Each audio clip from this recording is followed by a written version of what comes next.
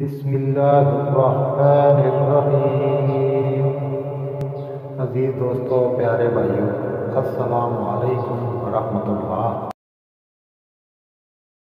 مرگی سرائے کبیر و صغیر، epilepsy, grand mall and پیٹڈ مال، نیز بچوں کی مرگی، ام الصبیان، بچوں کو بخار سے ہونے والے جھٹکوں کا علاج، والشافی، ہومیوپیتھک دوائیں، بیلاڈونا 30 اور ایتھوزا 30 دونوں کے 5 قطرے آدھا کپ پانی میں ملا کر دن میں 3 بار کھانے کے گھنٹہ بعد دیں۔